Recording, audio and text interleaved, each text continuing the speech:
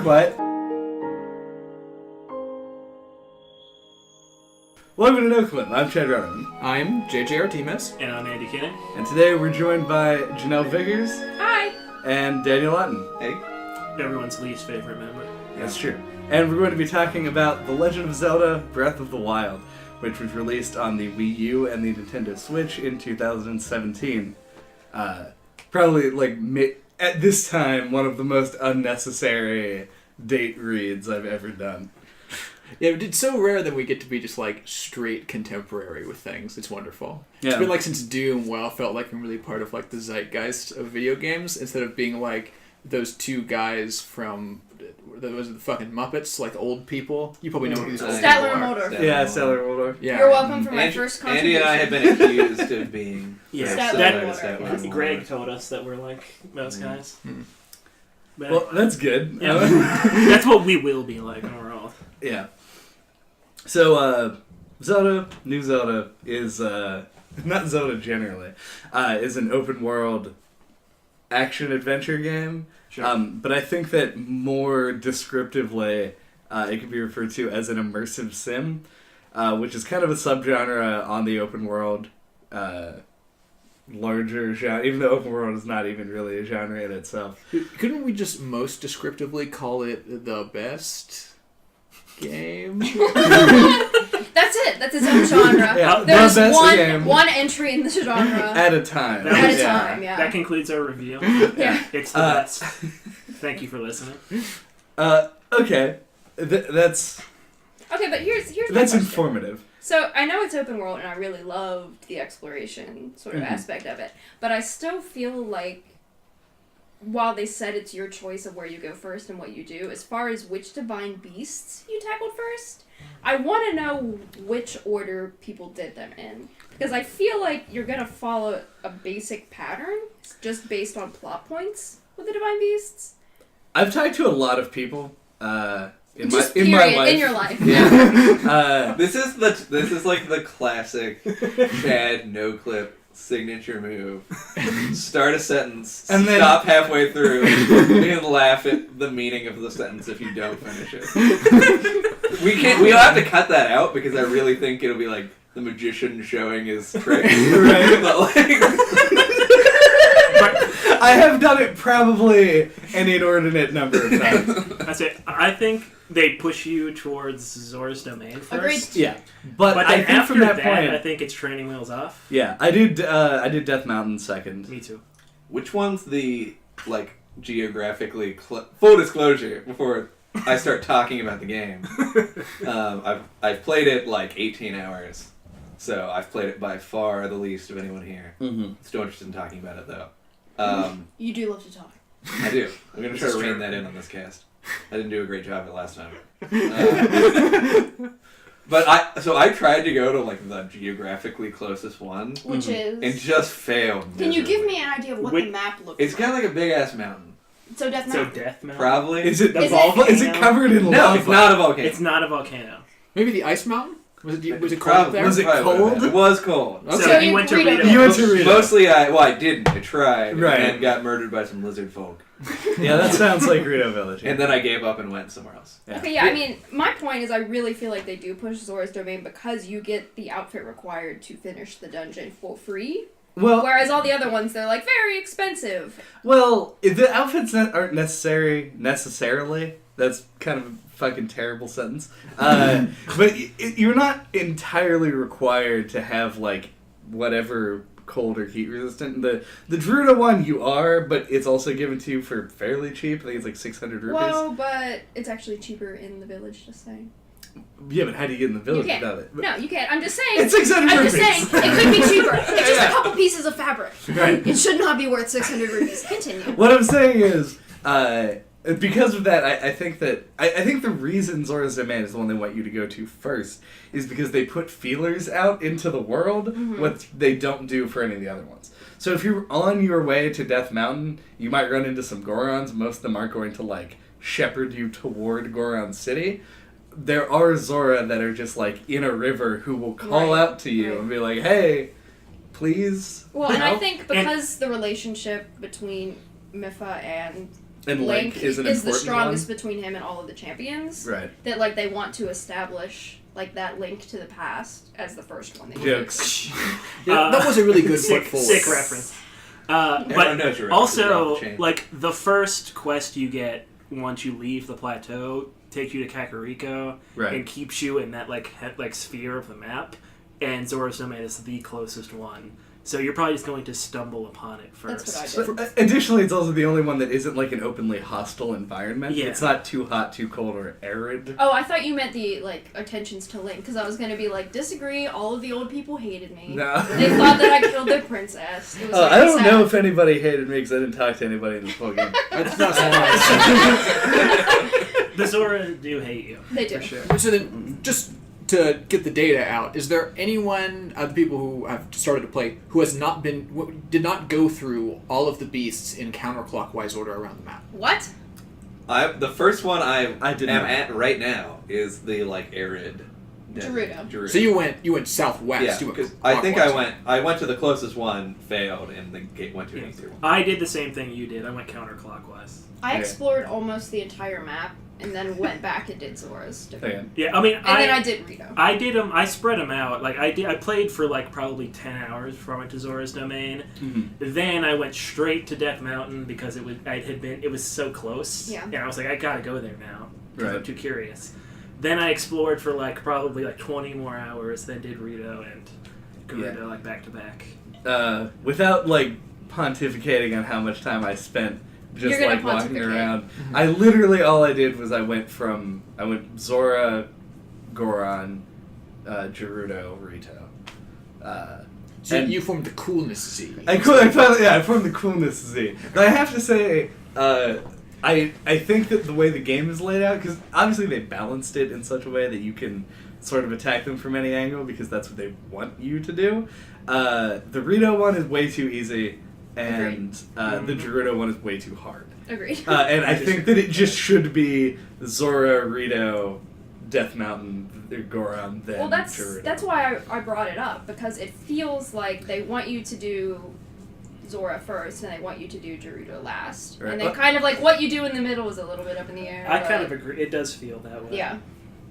Which, I mean, that's not to say that the rest of the game isn't open world, because it is open. I mean, Right. I can choose to never take a path in my life if I want and just continually scale mountains, Yeah, which I mean, love know to there's do, going to be like but- a small percentage of people who are going to go to Gerudo Desert first because it's the opposite of the way the game points you in. Yeah, I'm aware of at least 2 streamers who, when they started the game, went to Gerudo first and had just a fucking awful time. Yeah. Because Surprise, yeah, surprise. because fuck the whole Gerudo nation. You're like, What? They're my favorites! it's the worst area in the game. Okay, wait. What's your favorite race, then?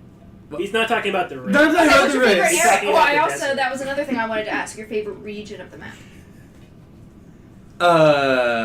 You mean you don't have defined favorites of everything? That you No, That's not I life? want to say not really, no. That's not how Chad is. Yeah. He could give a fuck about the character, or not the Fine, characters, Andy, but then the what's setting your and the favorite races of setting? the What's game. your favorite setting? Oh god, I don't. You're going to have to come back to me. Okay. How about we come back to the question entirely when it becomes more relevant? Agreed.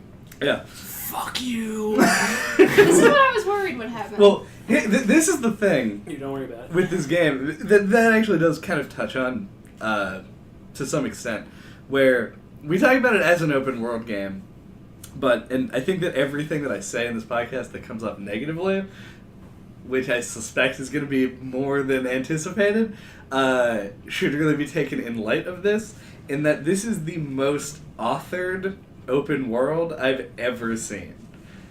There is so much bespoke content that is, just put in little pockets around the open world that I really, it doesn't have the same feeling as an immersive sim like a Far Cry game or an Elder Scrolls game, where those games feel like you really could choose any method to deal with things, and in this game it's kind of like you either just go full on combat or they have a very contrived, there's a barrel on a platform about 20 meters away from a camp.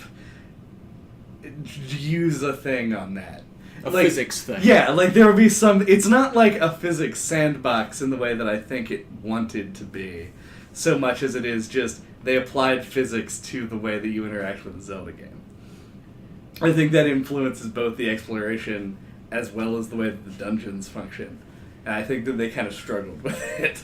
We've talked a couple of times, at least I remember me talking about it on the Fire Emblem cast, about how much we can appreciate like going back to old games and like discovering something completely new. Also vague recollections of Andy yelling at Chad about something related to that at some point. But in this game, I have the feeling like I will literally never stop discovering like new, unique pieces of content in it. Like I put this game down after defeating Ganon, as the quest says, like, a week ago by now or something? Yeah. And literally up until, like, 10 minutes before this podcast, I'm still fucking learning about cool shit. I don't know if it'll ever run out of cool shit. It's a well of the best shit. It does feel a lot like a well Really of cool gunning shit. for that title. I just talk like this. Yeah. But it does feel like that, more so than like any other open world game I've ever played. Like, Yeah. And I think a lot of that has to do with like the Zelda personality and charm of everything. Where like any town I go into, all the NPCs seem fun and interesting, even if they're not really. Yeah, I mean, it's still weird. Yeah, while being like going into like to make the Skyrim comparison, and I'll probably do that a bunch. I'm not shitting on Skyrim here, Right. but going into like Whiterun, which probably has like more NPCs and more going on, feels like less engaging and interesting to me than going into like Kakariko in this game, which is real small. Right. It still feels like it has so much more going on. Yeah, it's because the well of cool shit that never seems to run dry is the reason there is so much of it is because there's no, like, well, I'm sure there's some, but there's not very much copy and pasted content in this game. Most of everything is sort of a unique entity. Like, everything that you find was put there for a reason for the most part. And I think that explains why this game had such a long development cycle. Because I believe this game was started by, like, velociraptors in the Cretaceous period. And, like, it just now came out in March. And, I mean, that's impressive that they kept it going. But, there's just so much actual, like, crafted stuff that they put everywhere. The fact that you walk to one corner of the map and there's, like, a set of crazy bones with a shrine and a fairy fountain next to it is like... And you have to get through a sandstorm to get there. Yeah, Like, but you're like, that's three things that are unique that you could have spread around the map in order to, like, pad out all the empty space, but they didn't need to. They could just put it all in a corner and be like, you'll run into 4 other things that we came up with this morning on the way there. There's, like, a cool fish monster and, like, some ruins and, like, some statues with swords. They put so much into this game that it's just, like, I feel like that's both probably its best strength is the fact that the open world feels unique and feels fresh all the time, and you're not bored by just traversing it. But also, I feel like it kind of reined them in on what they could do in some of the other respects. I feel like this is the first open world game that I've played where I felt like I was exploring to explore and not to find some specific goal. Lots of games sort of like vaguely hit this itch, and you always hear people talk about like constant Skyrim distractions and stuff where you're going on a specific mission really far away but get sidetracked like a million times before. This is the only kind of game I've ever played where I stopped progression towards any quest to just sidetrack myself. Like all of us at some point when we were talking about how we went through the game talked about moments where we're just like, oh, I just had like 5 hours here to just bullshit and just do whatever. Like, that's not how even most open games work. And at least not until after you've already like experienced the content and are just trying to like push the boundaries of the systems. But in this game, since I literally didn't know what I was going to find over the next like hilltop other than shrines, I was always interested. Right. Always. Thank God that in this game there wasn't a wizard/dragon that handed you your ass so many times that you just quit the game. There's no level 100 Blast Wizard in Breath of the Wild. No, their autosaves, along with a lot of other design choices, are forgiving by comparison to open world games, but punishing in comparison to like the Nintendo design. It's punishing in comparison to Zelda games. Yeah. This is one of the hardest, like, to survive Zelda games that I think has come out in the modern era. Yeah. Which is saying something, because, like, games like Twilight Princess, like, bank so hard on their tone, but the gameplay itself doesn't really back that up to any extent, where you sort of, like, it has this dark tone, but at the same time, you kind of breeze through most combat encounters. And, I mean, the focus of most Zelda games has been dungeons prior to this, so it's sort of how the games are made. But this game is actually, like, pretty brutal on you a lot of the time. Yeah, especially in the early game. Yeah. Like it feels like almost like it works in reverse in that regard, like a reverse difficulty curve, where it's like really hard at the beginning and then gets like way easier as you progress. Yeah. You figure it out. Yeah. There are difficulties with that. I don't know enough about open world design generally to know how you approach the gating problems that are naturally going to exist in any sort of open world game like this. Mm-hmm. But they made it an explicit design choice that they wanted anyone to be able to complete any of the temples in any hypothetical order they wanted to, which means that they have to keep the difficulty curve from varying too much over the different geographic regions, and they had to do a whole bunch of other little tiny concessions, like, I guess this isn't technically necessary, but it's definitely the reason why you always get the audio introduction whenever you go into. That really annoyed me. Like, Yeah. I feel like it could not have been hard at all to just like have the game realize you've done one already and then just cut it out of the other four. I agree. Or But three. the real reason that these are there is because they were one of the relatively few excuses in a game like this where they could actually characterize the other individuals that you're going with. I feel like there are better workarounds for that. There Especially are. in something like Zelda, which has the budget to make alternate content. It has the budget for an 8th year of development. Yes. Yeah. Well, I would say there's an argument to be made they could have cut them entirely, given the fact that we have, like, cutscenes that include those characters before you even enter the Divine Beast. Right. So that's always a thing. I feel like they were trying to shore up something that I consider one of the, like, very, very few weaknesses to this gem, which is I could not really get involved with characters who weren't Zelda. Like, Zelda's characterization over the course of the game was pretty great. Well, because Tally was not in this one. That's true. Well, like, I really do think that a lot of the... Here we go. JJ's waifu. Yeah. Zelda. This is like their purpose in the narrative. It's not I like... know. It's funny the way that you said it. You're like, Makes it- I can't identify with anyone other than Zelda, Yeah. my one true love. Yeah. Oh, The I see. being It to had- which I cleave. Yes. JJ never goes to dinner with another woman. He Unless doesn't, unless it's Zelda, yeah. What That's was a nice topical political reference. It for you. is.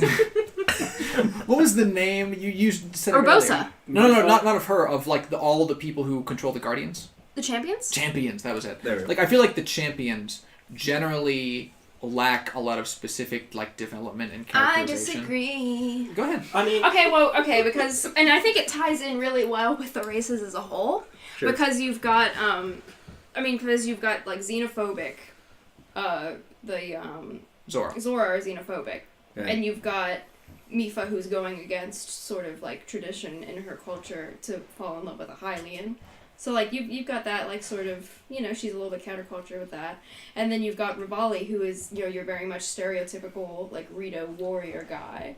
And you've got, like, Daruk, who is sort of, like, the grandfather of the champions, and, like, feels this real guilt that he couldn't have done anything to save Link. Like, I feel very, and Urbosa is just a badass, I'm sorry. I don't think I need to say anything else about her, because that's my girl. I don't know, I mean, I also really love Zelda, but I mean, I think I don't know whether it's a complaint you're making about the characterizations of the other people, but I just feel like Zelda is finally getting a lot of like development and sort of personality that you maybe haven't seen since Skyward Sword, which is generally panned as a game as a whole. But like, retrospectively panned. But at least Also you Metroid. could. But you could. Yeah, so I'd like to point out that I panned it immediately. Yeah. True. But at least in that you get like Zelda with a personality and a background and a character, where a lot of the Zelda games previously she was just sort of like a trapped princess, etc. But you can even see this with Wind Waker, where as Tetra, she's, you know, extremely outgoing and sassy, and she has her, you know, she's a leader.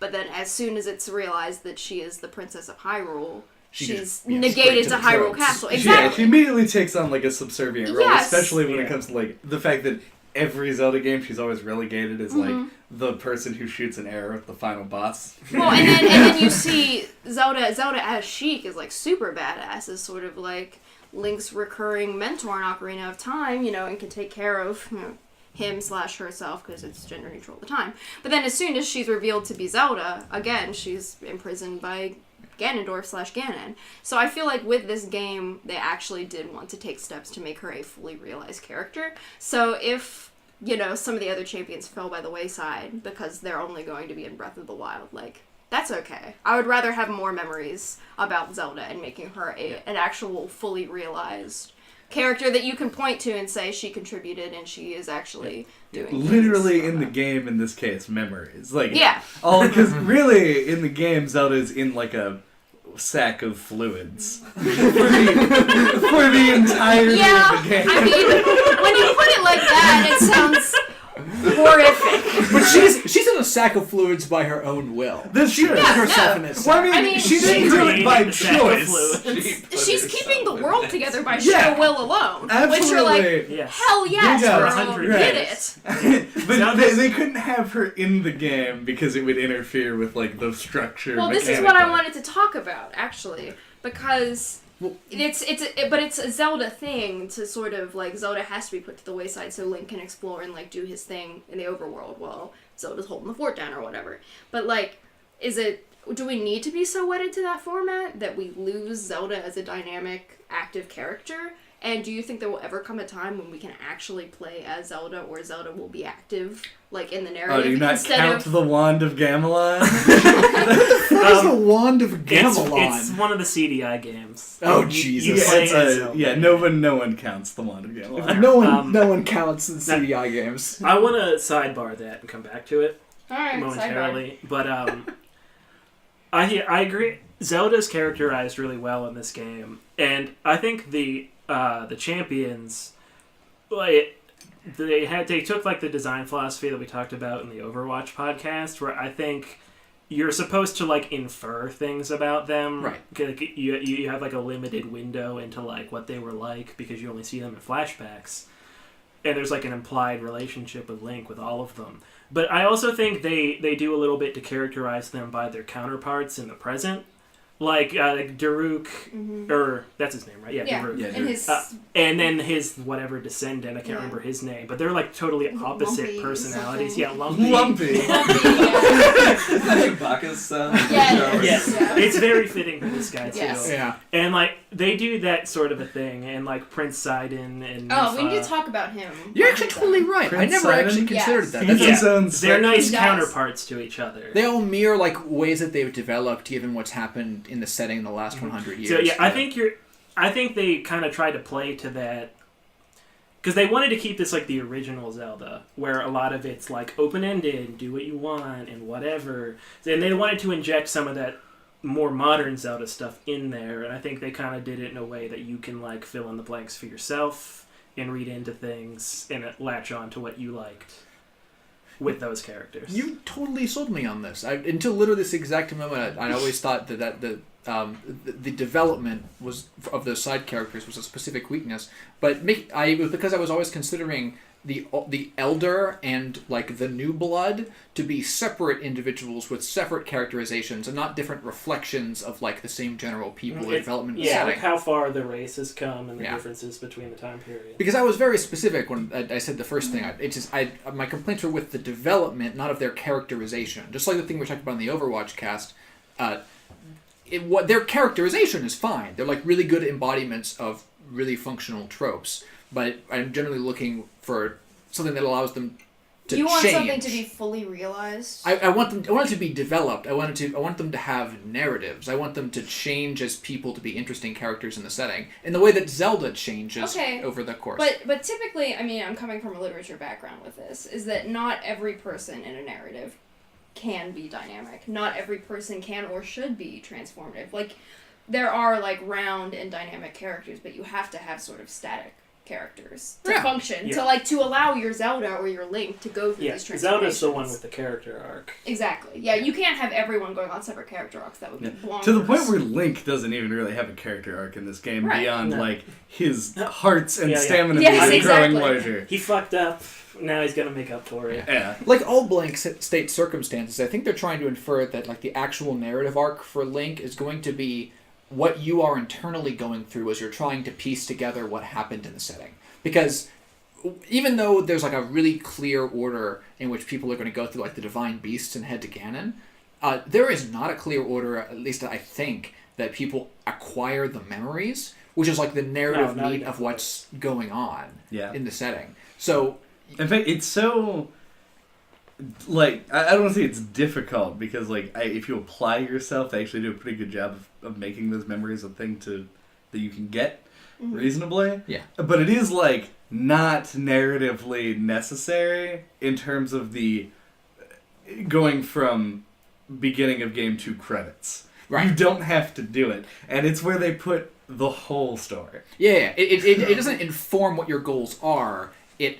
It's all background information. Right. It's like it's the best way to do lore that so many, I mean, especially open world games, do so fucking wrong. Yeah, you have to go find it if you want to interact with it. Which I have all the ones except for the one that's directly outside of Hyrule Castle, because I just got my ass murdered by a guardian when I tried yesterday, and the one that's inside of Hyrule Castle. But I have all the other ones, and I don't know, I really enjoyed those. But I mean, and again, I guess with as far as the champions are concerned, something that I thought was really beautiful was that they all sort of accepted that they were dead, and that like their duty is to be spirits that were tied to their respective divine beasts. Mm-hmm. So I feel like as far as their arc is concerned, there is no more arc, because you meet them at the point where they've already passed, and they're just sort of there to like fulfill their goal. And I think that's really satisfying. You don't have to have characters who, you know, are constantly striving to achieve a goal. Sometimes they've already been achieved, and I feel like that's what we get with the champions. Or they fail. And sometimes,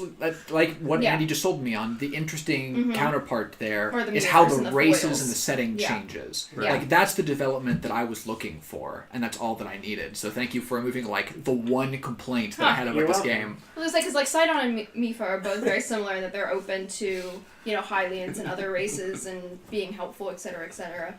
And then you've got Daruk and his descendant, who are Lumpy. like a Lumpy. Yeah, Daruk and Lumpy. I think his name is like Yorobo or something. It's something. It is like that exactly. But Lumpy. But Lumpy. not. He and Lumpy, you know, because Lumpy is someone who has to be realized. It's really cool how they tie in Daruk's protection to him too, because he's somebody who uses it to avoid conflict. Yeah. Then you got the power. But yeah, so that is interesting. I mean, and they're the people who help you directly in combat with the Divine Beast as well. So now what? We can re-forward in time and address the Zelda thing. Yeah, your Zelda questions about... Yeah. So basically it's like, because there's an argument typically within people, like the feminist community, like, is Zelda a feminist character or not in previous games, like just excluding Breath of the Wild, and then has she become a feminist character, or is it still not enough? And then, you know, what should we do moving forward with Zelda as being an active sort of participant in the narrative? It's really interesting. I don't know if you kept up with the, like, initial press reactions after the first trailer got shown. Uh-huh. The majority of people actually thought, based on the way that Link looked in that trailer, that he was female. Yeah. Mm-hmm. And, like, there was, like, lots of, like, neat, positive reactions to that at the time. There wasn't a lot of backlash? No. Because Janelle and I were at dinner last night, and I said, like, I think the day is gonna come where either Link is like a female, Link is female, or you play as Zelda. In my image of like how the gaming community would react generally to that was just a hellscape. Yeah, I like think- it would just be Not- this it's- horrible sexist backlash. Yeah. And like This fuck is this. exactly the problem that I have with like games culture, or at least how it's perceived, and something that we joked about a little bit on the Gone Home episode, where because of like high profile incidents like Gamergate, big fucking quotes. The public opinion of people reacting to games is the way that it's portrayed on like South Park, or the way that it's portrayed by actual human beings I can't believe exist on this planet on subreddits like Kotaku in Action, or fucking like, I don't know, there's probably like a Gamergate website, and on 4chan, who are people who are basically just like the toxic, most like horrible people on the planet. You will hear that. If they said Legend of Zelda Breath of the Wild DLC, play as Zelda, ! November, whatever, I don't know. Play Zelda during her 100-year fluid nap. There's actually a whole Zelda game. Sack of the one. Like, you will hear those people complain about the fact that it's a Zelda game where you're playing as Zelda. But you think it's a vocal minority? I think that most people would be in favor. Not to put like Zelda up on a pedestal and say only smart people play Zelda or anything, but like I feel like the Zelda community is one of the gaming communities that would really like that. Yeah. Yeah, sure. I don't have strong intuitions about it. I just my first thought was people might react poorly. I think Nintendo is very much like in the mindset of like keeping with the tradition of their games, which is why I think they've kept the whole like Zelda is a princess that needs to be saved thing still through till now. Yeah. They've given her more and more of like capable, and like more and more capable hands. They've tried to like but make not... it better in other ways, but still keep her in that role. Well, that was what my question was. Like, is that still problematic? I mean, I think yes. I don't. Does it necessarily need to be changed? I think it should be addressed. Yeah. I don't think it's stupid that we're having this conversation. No, it's not about it, and whether it's whether it is problematic or not, and what your feelings are. The day will come where we get a Zelda game where Link can be either male or female. Like, I don't see why that can't be the case. It's a gender-neutral name. It's not even a real name. But it can be anything. In most Zelda games, you can rename Link. Linkle. It could just be Link. Are you not aware of Linkle? No. Yeah, I just heard about this. Okay, Hyrule Warriors. Yeah. The game on the Wii U, the Dynasty Warriors game with Zelda stuff. Yeah. They made a character for that game, which is like a female Link, whose name is Linkle. Oh, my ill was in response to the name Linkle. Well, that's exactly. a shitty name. Yeah, that's a really bad. We all thought that's right. Why can't it just be Link? Exactly. Yeah, Link's not even a real name. Like, it's not a name anyone has except Link in the game, so it's obviously gender neutral. And I'm sure at this point there are people whose name is Link. Yeah. Oh, yeah. But I think over time you can't be like, oh, like traditionally Link has been male. Yeah, like you should be. I mean, Pokemon's been doing it since 1998. You know, like you can swap the gender of Link. I think that's coming eventually. I don't know if Nintendo will do a mainline Zelda game where you play as Zelda, but I also think we will get a game, at least like a spin-off, where she's the star. Ever since definitely this game, and to a lesser extent Skyward Sword, they've been like really open, for reasons completely unrelated to this sort of discussion, that they're wanting to like change Link's general like physical his look. Yeah. Like, show his true form. Like some of the art, like the art director for Breath of the Wild is on record as saying like part of the reason that in this game that it's like you have to get like, you know, what is it, like an amiibo or something to get like Link's full regular suit and outfit? Oh, well, you have to complete all the shrines. If you beat all the shrines, you get the, what is it, like the tunic of the wild. Yeah, right. But my point is that it's tucked away somewhere and is never anywhere in the advertising. And the reason that it's tucked away like that is because most of the people think it's becoming harder and harder in the HD era to make Link's like normal outfit not look shitty. And they did this in a really small extent. I don't think anyone talked about it at the time. In Skyward Sword, where all like the marketing and advertising had what Link looked like before he leaves Skyloft, like his design before he actually goes on the adventure was what they always presented because they had like full control over that. And if they're willing to like slowly chip away at these like really core tropes that make Link, even for irrelevant reasons, I think they're going to become flexible enough to do stuff like just general character creation. And like I wouldn't like a lot of people, because people get really nerdy about Zelda, have been speculating about the future of the franchise already. And they've talked about them doing like a Majora's Mask kind of thing with Breath of the Wild because they've spent so much time creating all the assets and the models and all the characters and like having them reuse those in another game.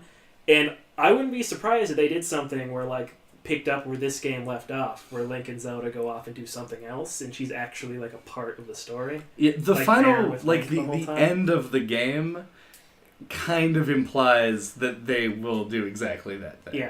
Yeah. I want to go from there on something. I did have one side note, by the way. I think they did a really good job with the Tunic of the Wild in this game when you do get it, because you just look like the drawing of Link from the original Legend of Zelda. Like, you have kind of poofy hair coming out underneath, and it's like the pants are kind of just shorts. They are just shorts. Yeah, it's just like the cartoon Link from the instruction book. They are like it's bicycle really good. shorts. Like, they're super short. Like, nice. Yeah. Nice. Yeah, and like the sleeves are 3/4 sleeves. Like, it looks really dweeby. Yeah, which I think is an intentional thing. Yeah, yeah. Well, I brought up this quote before. I don't remember what episode, but like they talked about when they designed Link. Yeah, for Ocarina of Time, they were like, I think we should put him in like tights or like long underwear so he doesn't look too cool. Right. Like they want Link to look like a little bit like a dweeb.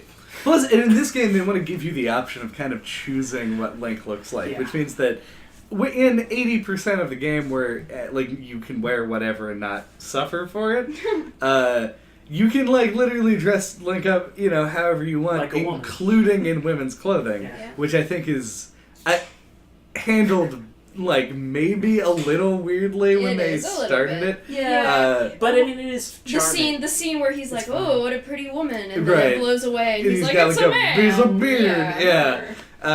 That whole like situation, well, I think handled strangely, is clearly a wink and a nod. Mm-hmm. Like, at no point did they do anything that is abhorrently gross or something. Yeah. It's literally just like, isn't it like a funny joke? It's supposed to be silly. Yeah.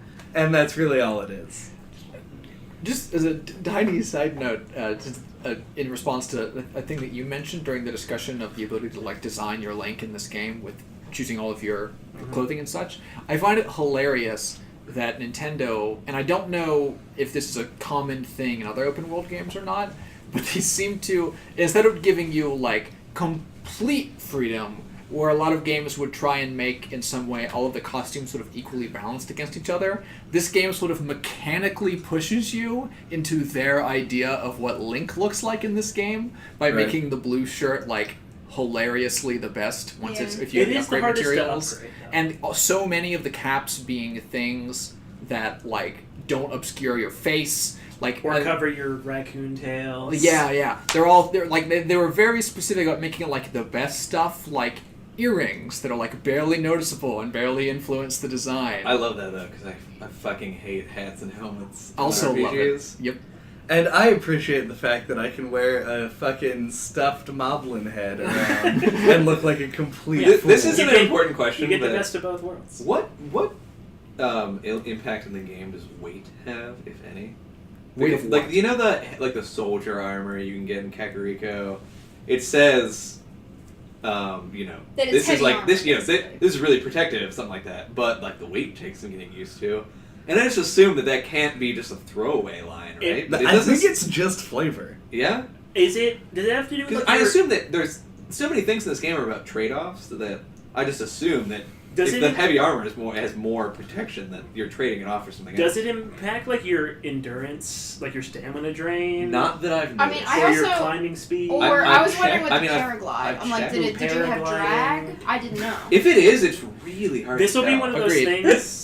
This whole discussion is just like, we need to do like a full scientific breakdown. Like, we got a control test, Link's naked, paraglides from the top of this mountain. Link puts on the heavy armor and but it's not that absurd, because when you want to sneak somewhere, take off all your armor and you're much quieter. Or put on the Sheikah. So armor affects that. Yeah, I noticed. That's how I did it in Skyrim as well. while Just sneaking like, let me around. just drop all this stuff on Yeah. the ground. Yeah. Yeah, So I think, no one it heard was that. in the Yiga clan hideout. You go I clan. like noticed that like my sword Always and dropping shield bananas. bumping together like made noise. What? Yeah. Fuck. And so I was like, once I noticed that, I was like, oh, I'm gonna sneak around. I gotta like unequip all my weapons too, so I can be super quiet. No, It's but pretty impressive. in Yeah, it's the pretty- shrine yeah. quest where you need to get on the deer, and deer are more skittish than horses. Right. Yeah, they're hard to sneak I was up like, you know, I'm gonna take all my clothes off and I'm gonna sneak up on this deer, butt ass naked. Hey. And you know what? Eat that Hopped right sneaky- on that deer. Eat that Hey. sneaky food. You guys are just this is going to be met likely with groans and Oh, total here we go. expectation. You never stealth.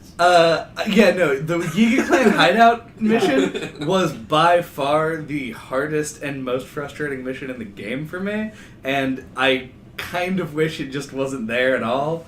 Like, the fact that there is stealth in this game bothers me to an extent that I was surprised. For the deer, I just climbed a mountain And then dropped and on then it. dropped on the deer. Yeah. The way that I mounted every horse Are you in this serious? game. I've never pressed the A button to Oh mount my something. God. So something about Chad to anybody listening for the first time, and for Janelle and Dan. Chad, We don't know Chad. Yeah, I've never met this boy. Chad is like, but like doing this podcast is like has clued me into just how hysterically impatient Chad is. I do want to hear before the end of the cast, like, what everyone's most ridiculous, like, in-game moment was. Oh yeah, Some story time. story time. Story time. We'll have some story time. But like for example, I apologize for bringing up From Software, but in Bloodborne, Go to the Oh, Super Cat. man. I honestly don't think that we can avoid it when we get into Into like, an a action mechanical game, discussion. yeah, I mean, or when you're talking about a game. Again, Right, yeah. Yeah. Gotta talk we're only human. But Well, we have so the curse, in you know? Not in Bloodborne. In Bloodborne, you have a hub area called the Hunter's Dream, which is not very big. Oh, with that weird With the With the pale weird face doll. doll. With the Yeah. weird doll. Chad complained to me that he hates that the warp point for the DLC is so far away from where you spawn back into the hub. It is literally like 5 feet away from it takes maybe 8 seconds to walk to it. No, it's not 8 seconds. Maybe if you literally walk, but if you run, it's 4. 4 seconds to run to it. He complained about that. It takes so long. And he's serious. So You know, just I that mean, as like a frame of reference. As for it. someone Yeah. who paraglides everywhere, Same. like I'll be like on a rock and be like, "Oh, let me just paraglide to the ground." I get it. I do to a point, except I liked sneaking up on the horses and like Right. feeling like very animalistic. Right, you and like taming it. the like emotional and variety sort in of the like gameplay. Yeah. the ludic feel of like embodying Link and you're just like, in the world. I wanted to get the thing that I wanted Yeah. immediately and Chad, move on. when you look at this game, you see like a magical fantasy world. yeah. When Chad looks at this game, he sees a strings of zeros and ones. I see the code of the Matrix. Things to be reaped. Okay, As long as you talk about horses. Things to be raped. Yeah. Okay, so now if you watch me play an open world game of any sort for like any extended period of time, there are two things that drive me more than anything else in these games, and one of them, as we've noted before in the podcast, is checklists. I love filling out checklists. It's just like I think a human satisfaction of finishing something. But then the other thing that we've never talked about on the podcast is that I love seeing what is on top of stuff. I agree. I absolutely agree. And this game has that. It sure lets It's- you do that. Yeah, it's the double compulsion of really satisfying mechanical traits and the ability to just see what's on top of everything. And there's usually something there, even There if it's is. just a Korok. Oh my god, I love them so much. Yeah, I had a really satisfying moment just in the very beginning of the game when I climbed the Temple of Time because I was like, here's this cool temple and you can climb everything. This is so fun. Yeah. And then I climbed to the very top and there's like a Korok there. I was like, oh, this is so cool. Like, it rewarded me like immediately Yep. for just going and exploring. 'Cause, And I like- feel like that was a nice, like, small but important like tone setter. I was like, okay, like if I go like do something off on my own that seems cool, like the game will reward you for doing that. Yeah. And like that's something that had been talked about since like they showed the game at E3 and let a bunch of people play it. And it's something that like you don't really appreciate until you get your hands on it. Because like in any game, it would be really rewarding to just be able to climb anything. Right. And have there be no invisible walls. But it's especially impressive in an open world game. And I think it's actually one of like the innovation, or maybe not innovations, but like quirks of this game that like really sets it above everything. It's like literally anything that you can pick out. You can climb to the top of it, and not only will you be able to get there, there's probably something. Yep. I do, wait. Important query. What I am concerned for all of the Koroks, like in the Lanayru region and on the Hebra Mountains. Yeah. Like, and then they just hang out there. If I go back, they're still there. I'm like, honey, you need to eat. It's You have cold to up go. here. Yeah, what they're Your doing. Go body- back to the forest. Your body is made of wood. I found you. They're Hide and different seek has species of been trees. accomplished. No, they're all bark and they all have like maple leaves. They're like, all honey, different. They're different colors. You it's like- dumbasses, they're spirits. But- They're all spirits. Oh, that's also true. None actually. of them have bodies in this game. Okay, yeah, I forgot. They're based on. I don't care. They have a physical spirits. form, and I want Princess them. Mononoke spirits. I want them to go home. I don't want them to be on the mountain forever. That's That Can I upsets just me. ask They just before go we where get the wind takes. way off the subject of horses, which we kind of already have? No, Oh too yeah, late. let's actually just But I'm get gonna back to rein it in. We've gotten past it. jokes. Did anyone else take a really embarrassingly long time to realize that there are some horses you just can't tame if your stamina isn't high enough? No. I Yeah. feel like the game Like- explicitly tells Yeah, you it does. It tells you. Maybe it does, and I just missed it. I know it tells you, Possible. these horses are harder than these horses The to tame. solid color. But I took that to mean like it'll just take you longer, or you Nope. have to be better at the timing the soothing. It's No, like honey. I was like I'm the greatest. The No spotted horses are cool, but like that's the beginner horse. I'm not even gonna bother with that. I found like this cool solid color horse right off the bat, and I would try to tame it, and spent literally an entire night. Like trying to tame this solid color horse. Wow. This is Before why I finally just Googled, like, what am I doing wrong? And it was like, oh, like, Why didn't your you- max stamina isn't high enough, you just can't tame Why it. didn't you ask me? Because I would have told you immediately everything you need to know about horses, both in reality That's true. and in I fiction. was trying to go it on my own. Well, that's your first problem. You can't go it alone, as in Gonzalo. Also, It's again, I just the want to same reference relationship. my Yeah. previous statement that I'm the greatest. You are. And Yes, that is true. Best if it's the horseman. beginner horse, I have no interest I in feel that. like that's exactly what Steven would have done as well. Yeah, it is. But, Surprisingly to nobody, the first horse that I tamed that wasn't like mechanically forced on me by like a quest, or like a side quest, I had max stamina by the time that I attempted to tame You my didn't second tame a horse like the first stable you got to? Chad No. hates horses in video games. I hate But horses. it's so hard I to mean, get you also around. hate horses like It in is reality. the opposite of difficult to get around. I just and run something everywhere. I kind of want to talk about. I almost Hard never is an rode a exaggeration. horse. Really? I ride them a lot. I mean, I had Yeah, a horse. yeah. I have like 4 Keep going. horses, but I Oh, I do you ride have them 4 horses? occasionally. Ooh. 4 white I had 4 horses and I never did. To clarify that problem that Daniel brought up, it's what they explicitly state to you, and I somehow actually remember this, is the guy tells you, like, he doesn't give you the mechanical explanation that would make it obvious that it's just impossible. He says, like, leave these horses until you're stronger. Like, that's what he says. Yeah, but that's Yeah. just so And- incompatible when you think you're the greatest. It is, very much so. And speaking of things that we didn't figure out for a really long time, is like I could not figure out how to make a fire Oh. for like the longest time. I'm so sorry. Were you a Yeah. flint dropper? Did you just Yeah, like, keep I- throwing like, flint on the ground?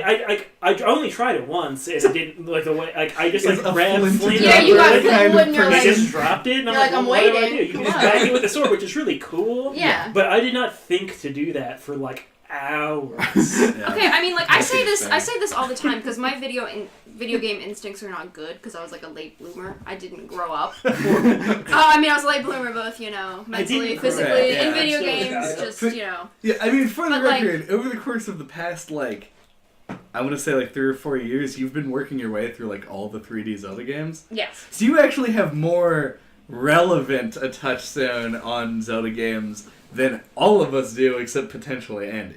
That's true. I replayed them all in Oh, the 3D preparation ones. over the past 7 Yesterday. years when Yes. this game came Except out. Yeah. still not Majora. Except for that one, But- which is like another episode. But my point is, I feel like I always approach games and I miss things that people who have played video games for their entire lives like understand more instinctually. Right. So I feel like I have spent a long time in this game because I'm learning things. Right. Always. You know, like, and yeah, things that like instinctually make sense to people don't make sense to me, which is why, like, I don't know, but it doesn't bother me because the things I like about video games are just like running around Right. and like blowing up rocks with my endless bombs and, you know, chopping down trees with my sword and collecting wood. And Like, this game that gives you I an- like. It gives you an unprecedented playground to do that kind of a Yeah. thing in a Nintendo game. Yeah, and Oh, it's yeah. important to recognize here that like it's not just like video game logic that is the like verbs that you're going around with when interacting with the open world. They made like really specific design decisions. I remember in a talk that they did at GDC that I watched, they were talking about how like the very art style that they chose for this game was picked specifically so that they could sort of like straddle the line between being able to make physicalist assumptions about how like the world around you works instead of like game assumptions. Right. Like they wanted you to be able to make the connection that you could fucking hit flint with a sword and it would make a spark that would start a fire. Right. And like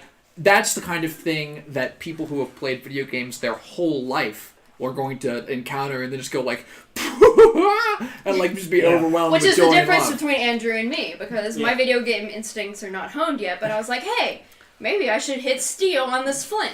So, Right. like, I have I more thought of, like, there a were- yeah. real-life grasp. I thought there where, were just like, some kind of like, there's, like, a step that I was missing. Well, see, disparate. one of the things that I brought up on the Last of Us podcast was this like idea of taking something that you know from the real world and applying it to the game without the game having to tell you to do it. And I brought up the scene where you're hunting a deer. That's the only example of that in The Last of Us. This game is built on the assumption that you will make connections between the real life and what you do in the game. But that's not the assumption of exclusively this game. It's just within this genre. Because they're actually trying to simulate how real life works, albeit with this, like, magical realism veneer painted over Yeah. top of it. Yeah, didn't they say they started with an art style that just was the Wind Waker's art style, Yep. and then they like worked from there. Because it I didn't think have you- enough detail. I was gonna Yeah. say, you do have touches of the Wind Waker in there that I appreciated, like in... Well, the Koroks themselves, that design And comes the straight out of Straight, Wind yes, Waker. the two. But And I the was retail. thinking more of, like, the puzzle things, because I haven't played through the Wind Waker because I saw Andrew play it twice and you play it once. Yeah. So I feel like I've played the game and I need a little more distance before I actually try to do it Yep. myself. But there's like a puzzle in Vamedo, I think? The bird? Where there are Yeah, the fans, Vamedo, the yeah. ceiling fans, where I'm like, ooh, this feels so Wind Waker. This is to me. incredibly Wind Waker. Incredibly The Wind Wind Waker. Temple and Wind Waker. Yeah. Which I approve of. I mean, I like that Also this known game. as the best temple in Wind Waker. Well, I like this Yeah, game is just probably. continually like dropping like tiny references that you would notice if you've played the other games, but it doesn't feel like exclusive. Derivative. Well, and it doesn't feel like if someone just were like, "Ooh, this looks like a really good game," and it was reviewed really well, I'm going to start here. It wouldn't be like exclusive for those people, but for people who have played the other games, you It's can pick up on rewarding. those things. Okay, Yeah. you have now opened and shelved 3 separate cans of worms. I do this frequently. And I think that this is as good a time as any. You know, really, they're to all take a worms, break. so just take your pick. Yeah, well, we'll grab the cans. We're gonna keep the worms on the shelf temporarily to preserve them. As you do with worms. during Yes. our Yeah. break. Worms are very fragile. They have to be carefully preserved. By worm librarians who, You don't want anything to happen to them. All right.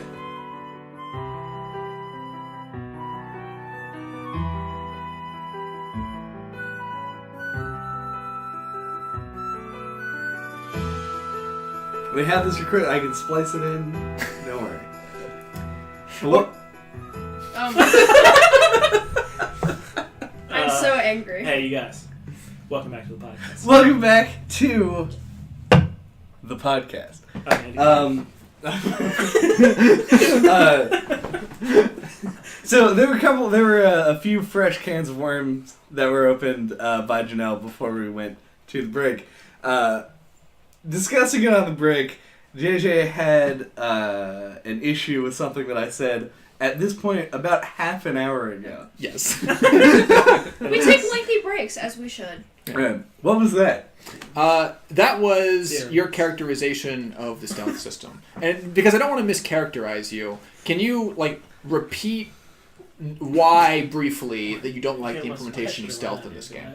The reason that I don't love the stealth system is that I feel as though It isn't fast enough. it's Well, I not mean, that's fast. You have to like crouch and kind I of mean, move around slowly. that is I think a valid point. Yeah. It does take a while. It does do. It does. No, the real reason is that I feel as though games that are not about stealth should probably try to avoid using stealth as a primary mechanic in the way that this game does.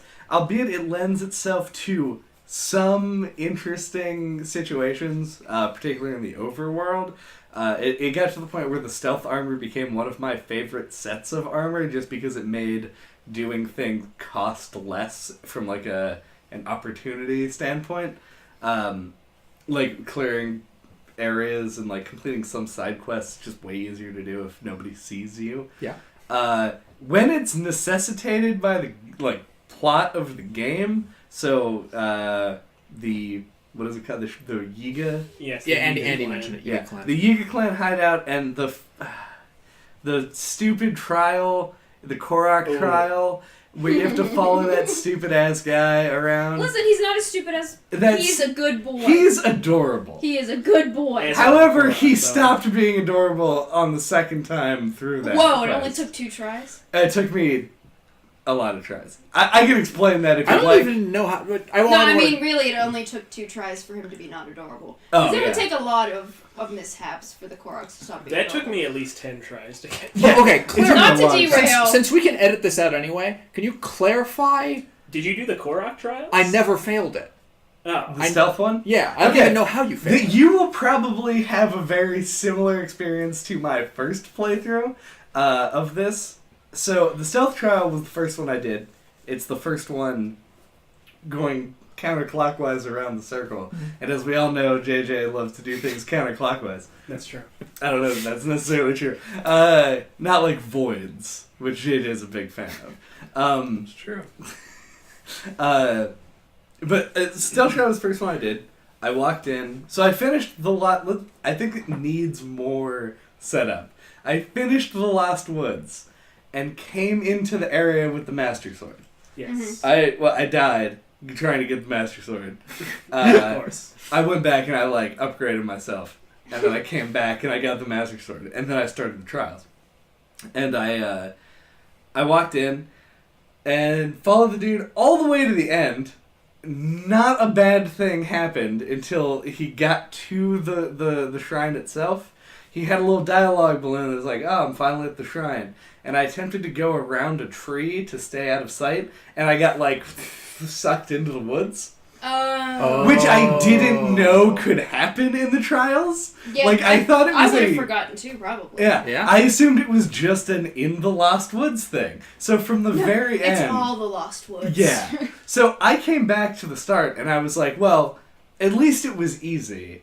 So I'll get through it this time the same No, and that's just the won't go crack. problem. Second time, like, I just, like, blundered into a stick and he turned around. Third time, the dog saw me Yeah, the and I, part with like, the went to wolf attack fucked the me up, wolf. yeah. And he, like, turned around there. Like, the fourth time, I blundered outside of the woods again. Like, it was this whole series of, like, mishaps that made You me know do what? it, like, 6 or 7 I times. had never thought of, but probably works because this is Breath of the Wild.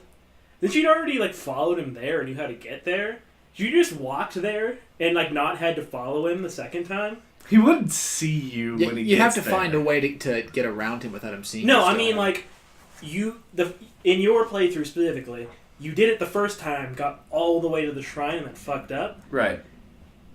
and then it respawned you at the beginning. Yeah. Could you have not talked to the Korok I just gone and to the just shrine. gone to the shrine? Oh. Because like That I would feel like totally you work. Does he Totally. return? Like, Well, if it did work, Meaning, one, walking past the thing didn't auto-trigger a conversation. Right. And two, it doesn't, like, respawn you if he sees you even without the trial going. Mm-hmm. Then you would have to make it there, and it wouldn't have counted towards side quest completion, True. which, as you all know, Very important. is a checklist item that I had to check Right. off. Okay. Unrelated to that, Yeah. but related to the Lost Woods. Did you like figure out how to solve the Lost Woods like legitimately? I was told that there was a way, but I just Torches. used map markers. Oh no, torches. Well, I held the Okay, torch. hold on, but I hold don't on, think- hold on. Whichever way the fire's blowing. Yeah. Oh, right, Whichever right, way right. the Follow the embers are wind. flying, Yeah. that's the way you go. I mean, it took me a while. I never would have figured that out. Never ever would have guessed that Well, then little how did you visual get there? touch. Trial and error. And it only took me like 4 tries. I just Yeah. kind of like found the way through. Yeah, I just walked in one direction until I got 'Cause, like, eaten. I Put was a like map marker where I was, actively and then trying to went figure a it out different the direction whole each time. time, and then just made it there. I was like, oh, okay. Yeah, it wasn't too bad.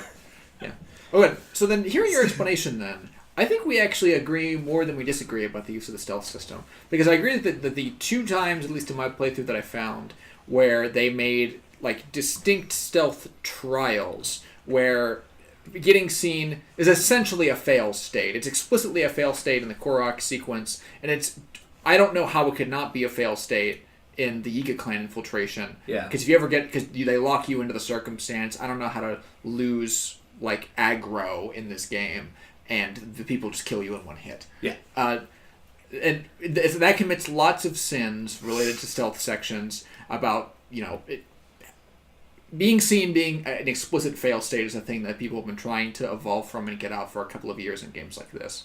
But, like you, I actually think that the existence of stealth mechanics wasn't just like the tack-on that it so often is in like a few years ago, big budget like open world or like Ubisoft developed games. Stealth is like mandatory for the physical design of the setting. I'm gonna also push back a little bit and say that stealth is a mandatory element of later Far Cry games, specifically 3 and 4, because 2 did a better job of allowing you to kind of scout your environment.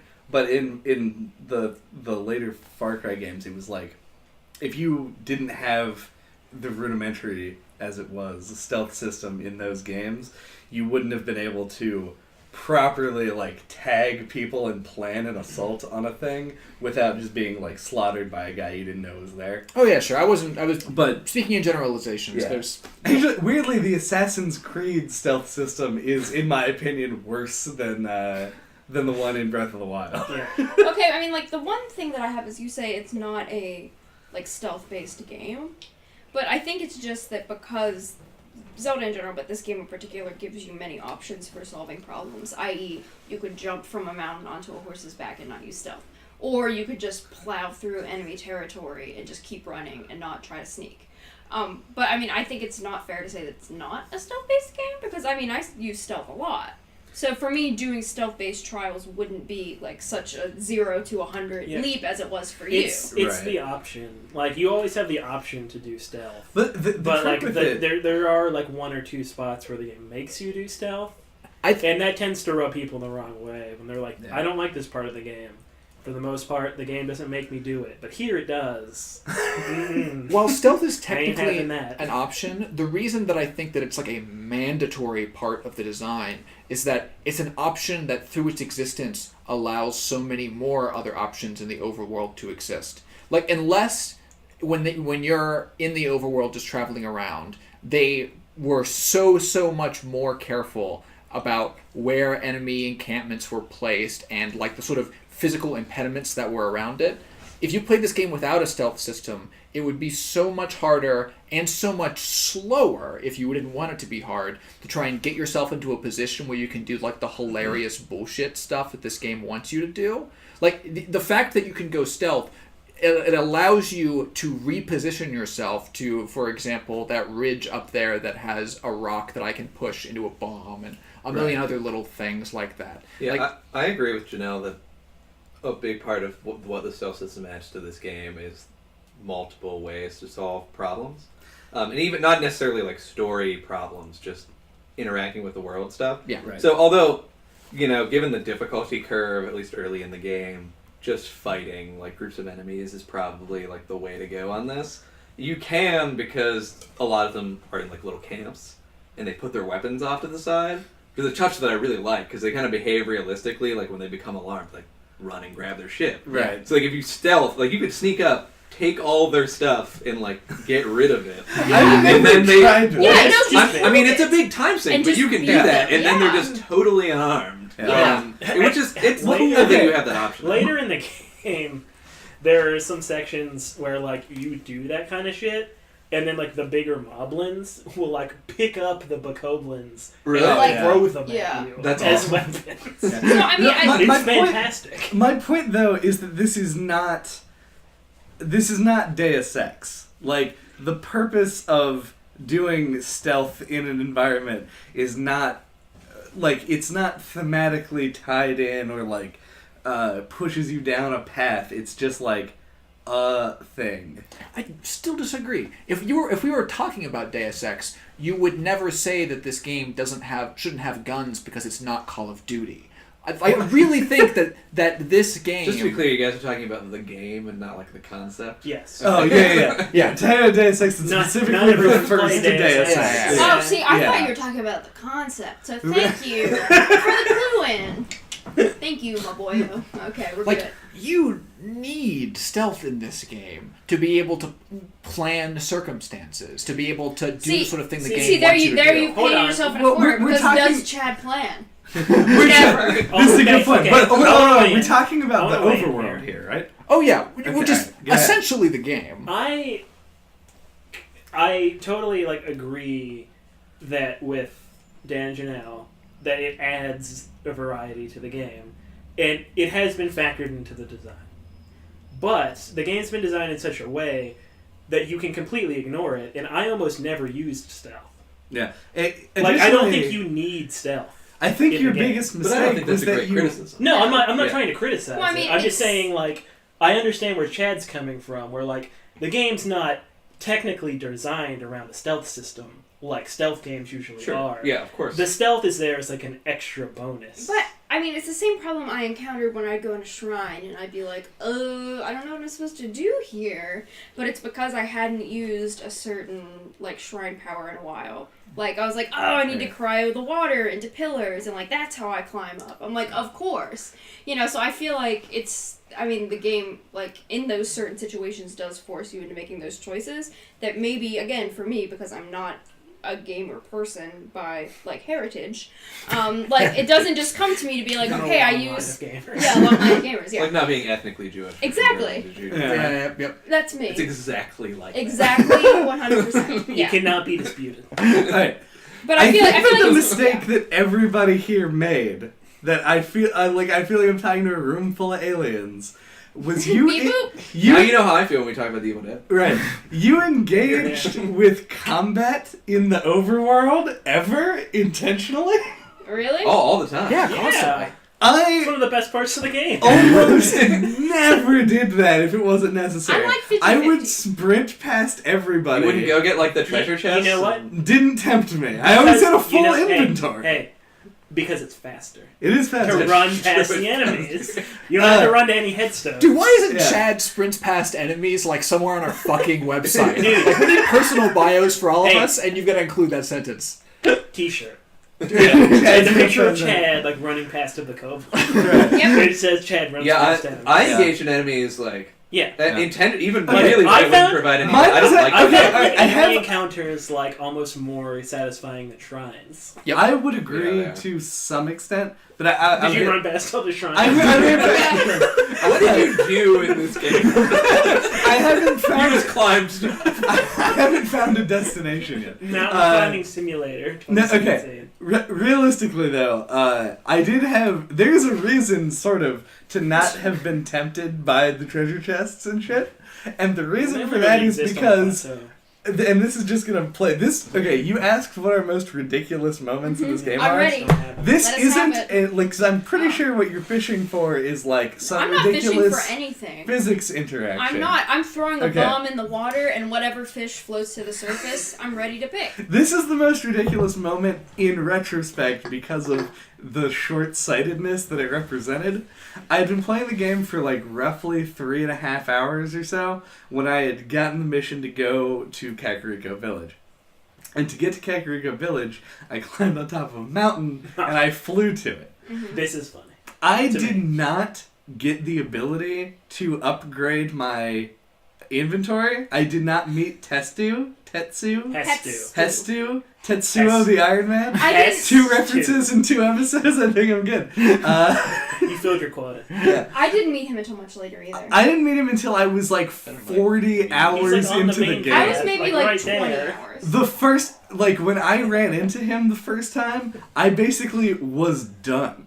Wow. And I was like, with the basic inventory that was constantly full of everything. That's, Yeah. So I'd be like, if you treasure would've- chest, I probably can't even take what's in there. Right. If yeah. you would have asked me, like, how Chad would start out this game, it would have been so in line with How I reality. actually Yeah, like, did. Okay, like because the game, like most people will like be like, okay, I'm gonna like follow the main quest like for a little bit at the beginning before I go off and do my own thing. Well, I mean, we Chad, did that. fuck it, climb a mountain, jump off, fly there, fuck it. I did that. I did the same thing. The Don't go only- to the stable at the bottom that they want you to go The to. Yeah, I only- didn't unlock this table for a long time. Don't go along the path. Don't meet the Yiga clan guy that's on the path, so you learn about the Yiga clan. I Don't didn't meet learn about someone's Hestu. name. Okay. Don't do any of the stuff that they want you to do at the very But beginning. the thing is, they When I put it get on to a the Tenor path. Village, just run through it and like don't do anything and miss the house side Stop quest. shaming Chad.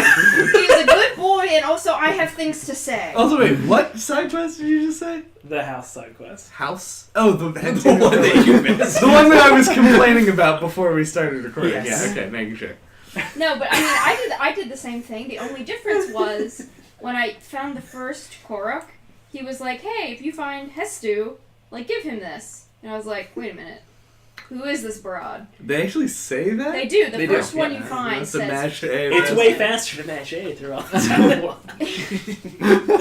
So yeah, I did fly, and I didn't get a Korok before Kakariko Village. Okay. So I flew to Kakariko, did some things, then I was like, "Okay, I'll explore." Now that I have a base.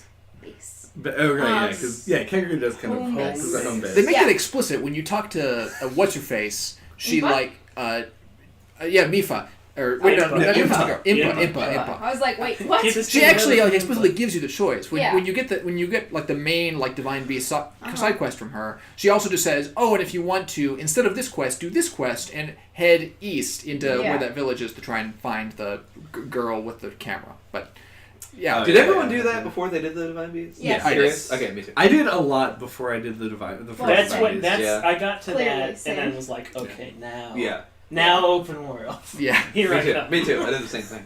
I kind of, yeah, I did those quests, like the upgrade quests for the runes, Yeah. and then I immediately just like bounced between towers to unlock the map. Yeah, me too. That was I see- basically my whole thing. I really liked the idea of uncovering it slowly. Mm-mm. So like, Yeah. I would. Slow And I back. found shrines. Yeah, I would grab all of them like in the immediate area that I could see. And I'm like, oh, I want to go get that. Yeah. But then, like then I would continue exploring that area, and then I would move on, do some more towers. I found Cass's book fairly early. Cass, the Rito Yeah, musician. yeah, yeah. And so I went and marked all those places on my map, which I have a problem Where with is the his fact. journal? I can't remember. Because I may have found it. It's but I an- don't It's in know. up a- high somewhere. It's on top of a I had to mushroom climb- thing? Yeah. Yeah. Mm. But Oh the- yeah, you're right. Actually, it does. I just want to say I like the map and I like that you can mark pins on things. Yeah, There weren't super enough. good. Pins on it. Okay. Oh, not enough of the pins that actually Yeah. put up a Or, waypoint. or that I like Well- that were representative of what I needed. Like, See, because like There's if nothing if that's I- representative no, of because anything. if I needed yeah. a picture, like I'm like, okay, so there's a memory here. Yeah. I use the treasure chest. Yeah, example. There's a Like- treasure chest icon, presumably to mark treasure chests. Yeah. Who doesn't open a treasure chest? Yeah, I'm gonna Well, come back to if this it's, later. if it's one that Somebody maybe who Like, hasn't upgraded their full, inventory. yeah. somebody who hasn't upgraded their inventory might not be able to open the chest. I knew that the chest wasn't gonna have anything good in it anyway. So can It's I? so much faster just to run past the chest, you know? Can I Yeah. shift the topic slightly and ask a question that I'm Yeah. interested in hearing the answer to from people who play a lot of different Zelda games? I early on, actually maybe before I even started playing, just because I was curious, I remember Googling like, are there like traditional temples in this Zelda game? Mm. And I found a lot of message boards where people were really upset that there really aren't. I and- love that you went here. Okay, Oh, yeah, I'm I actually want to surprised this know. didn't come up faster. Yeah, like what do you think about Um, sort of the way they changed the traditional temple format? I just want to say real Um, quick, I'm pro. Move on. personally, I like the concept they went with. That, like, the inside of the beasts or the dungeons. Yeah. Super cool on paper. I felt they were all too short, personally. He wants to. The like a Zelda He wants it dungeon, to take a long time. like a usual dungeon takes you like a few hours. Like it Right. might be a whole play session as one dungeon. Yeah. In these, like I think the Rito dungeon, which was the easiest, took me like a half an hour. Yeah. It was super. Yeah, easy. I mean that's the extreme. The Yes. Rito dungeon is And I think the shortest. and my and the first one took me a simplest. little longer because it took me like an embarrassingly long time to realize like what the map manipulation Yeah. was. Yeah. Literally a conversation I had yesterday with people who were playing the game. They were just like, yeah, the first like learning that you could like Yeah. actually change Because like the it dungeon. said something about it, and I was like, "What does that mean?" And I'm like, Yeah. And then like I didn't like immediately experiment, so it was like, Yeah. But I felt like they were all too short, personally, and I didn't like that all of their interiors used the same art assets. They all looked the same That would bother inside, you, just though. like the shrines. Like one of the big appeals of Zelda is that the visual variety in the dungeons. You know, Right. it's gotten really formulaic, where there's forest, a fire, water, etc. Yeah. But like this is the other extreme where like they're all just the same on the inside. That was a little disappointing, but like overall, I thought they were satisfying. But like for me, ideally, I would have like had like 40 less shrines and then like use all the time and development on those puzzles and put them into a 5th dungeon. This dude fucking knows. Here's the issue that I had. And okay, to clarify. So yeah, like on the whole, fine. I liked it, but like ideally, I kind of wish it would have been a little different. Yeah, the dungeons and the shrines were in combination my favorite aspect of this game. There are moments that I think were incredible, and I think that the open world really lends itself to making like an interesting and entertaining Zelda game. But as far as the design that goes into a traditional Zelda game, the shrines and the temples are really what you have. And if you love Zelda games, then these are the things that are there for you to love. And the issue that I had with the shrines specifically are that I feel like they didn't go far enough. A lot of the puzzles were kind of like foolproof. Like it was hard to not figure them out. And there were very few that were challenging, and then there were even fewer that had like another second puzzle that was like the more challenging version to get a chest. Mm-hmm. And what I wanted was more of those. I would have loved, like you said, 20, 40 less shrines, I said something 40 like that. less. Yeah. There's 120. 120, make a nice round 100 or Yes. like 75, 80, something like that. Yeah, like 80 would have been plenty. And just make the puzzles more in depth. Like make it something that you can really sink your teeth into and takes more than like 5 to 10 minutes to get through. And that's really what like, because cleaning up the last few shrines felt like a chore. Even if like they would have taken out some shrines, put more into the main dungeons, and then like maybe have like a 5th optional hidden dungeon or something. Right. Like just like a little bit more for that, like because like there are a lot of people where like in a main Zelda game their favorite thing is the dungeons, and they might feel a little shortchanged on this game. Some of them do. I would imagine, Some of them are real yeah, upset about it. I'm surprised it didn't bother me. Like the rest of the game's so great Yeah. that it's like not that big a deal to me. But like ideally, I would have liked a bit more meat on those bones. I mean, I both agree and disagree, because I would have liked more in the quote-unquote dungeons, agreed, but I liked having the mini challenges throughout, because I'm the type of person who, if I went to a traditional Zelda dungeon, I'd be like, oh my god, like I have to get out of the water dungeon before I can go do anything else, you know. So I liked that if I went to a shrine and I messed with it for a while and it was one of the more challenging ones, I could be like, you know what?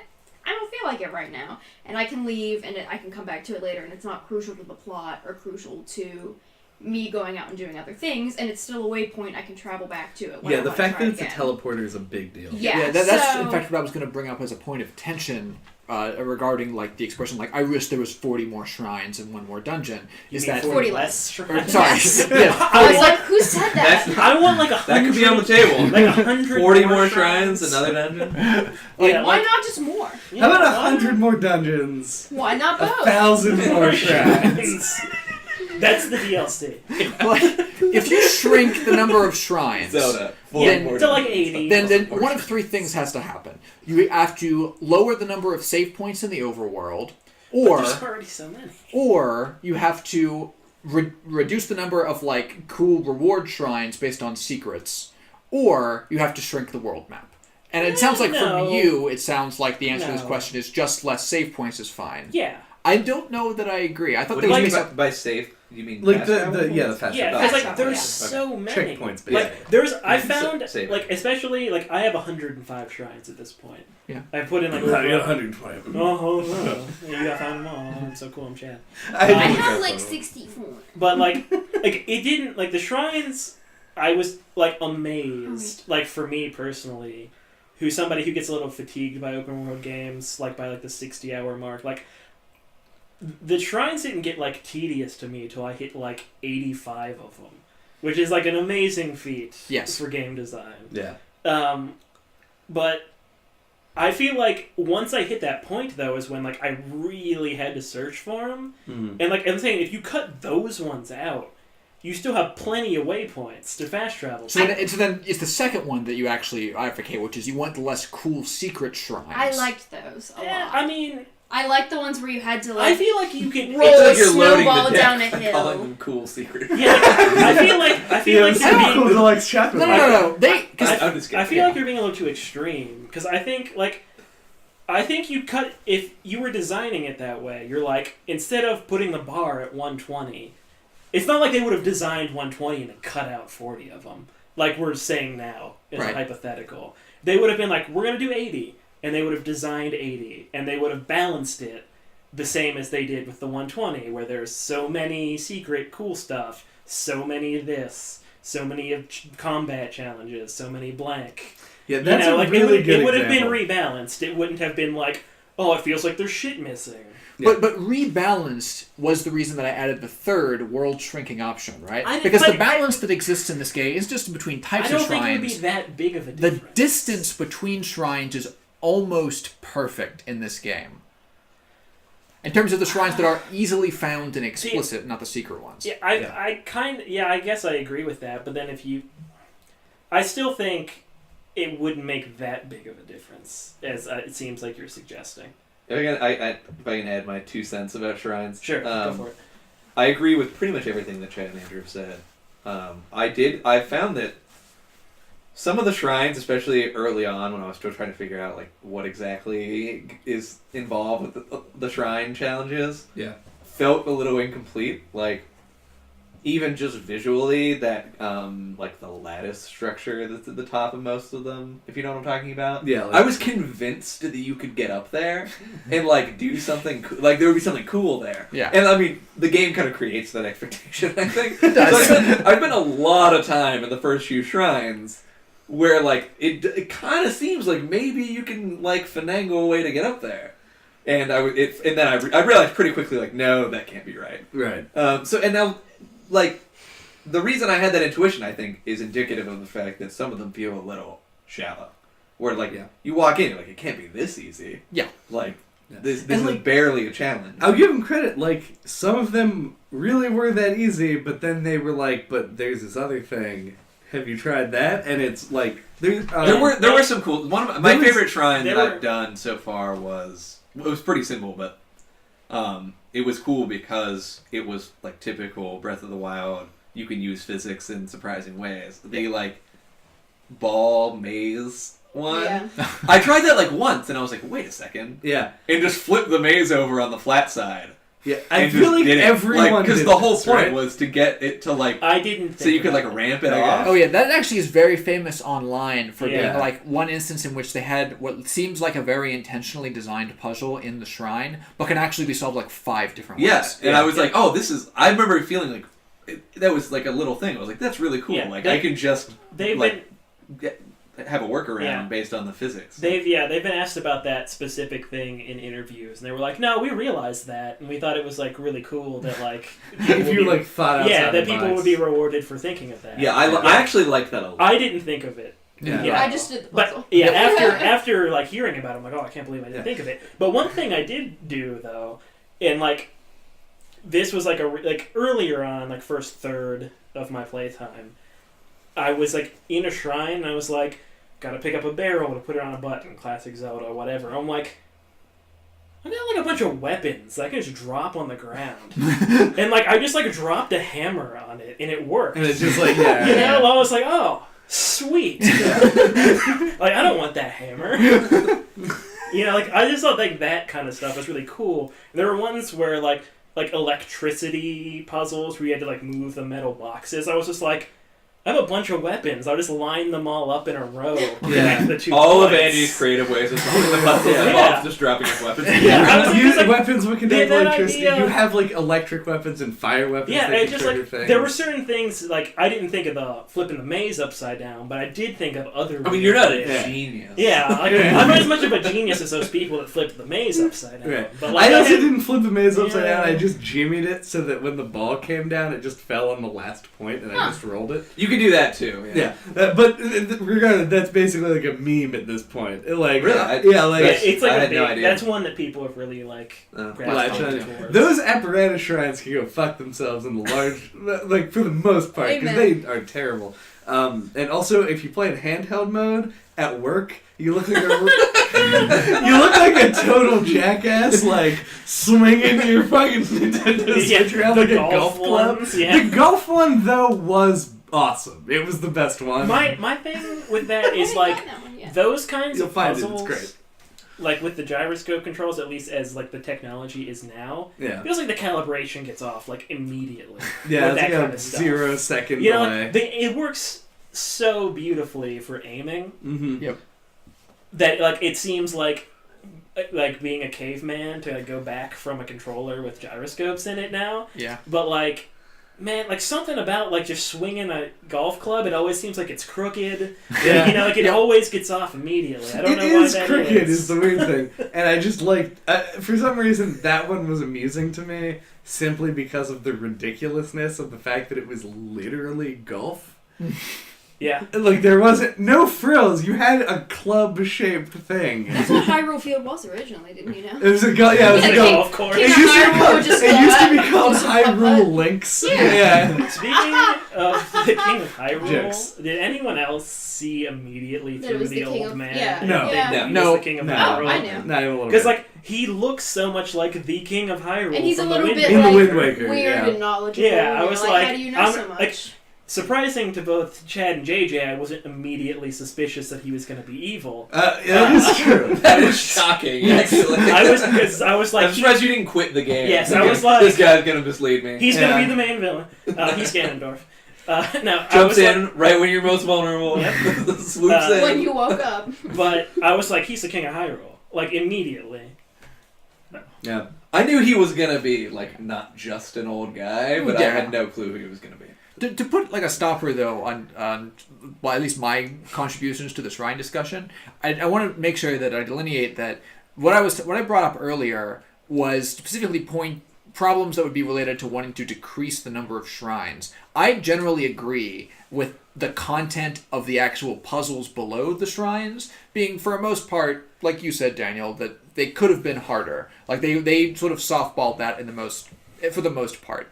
I don't know what how much they could have stretched that like further, and I don't know how much reorganizing the development time could have given them if they did decrease the number of shrines.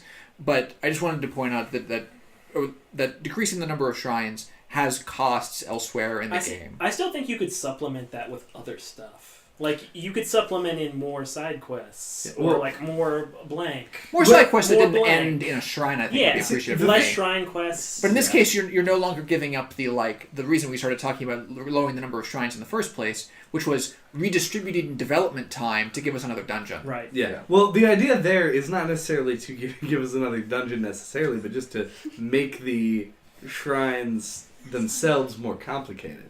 And I think that is a goal, and the reason that we even brought up decreasing the number of the shrines is because that is the perceived cost of making the shrines more complicated. Right. And Obviously, the perhaps whole- it's not. And perhaps it's, perhaps Yeah, they that might you have could had- not have allocated that time. And it's We also don't know. totally possible that they had puzzles that were more complicated originally and pared them down Yeah. in order to fit with the Right. style of the game. Like the Right. bite-sized mini dungeon Yeah. concept. Did you Which Which I they did, like. to be fair, they did have 30 combat trials that really could have There's been 17 3. of them. That's still way more than is necessary. I watched a video where somebody complained about the game, and they pointed that out. Thank you for listening to NoClip this week. What are we talking about next time? Fucking surprise, dudes. We're talking about Breath of the Wild again. Oh my god! Until then, if you want to get a hold of us, you can do so. All of our contact information is on noclippodcast.com. Or you could check out YouTube, NoClip Podcast. That'll pull it up for sure. Thanks for listening. And now I'm going to record 2 more of these bumpers.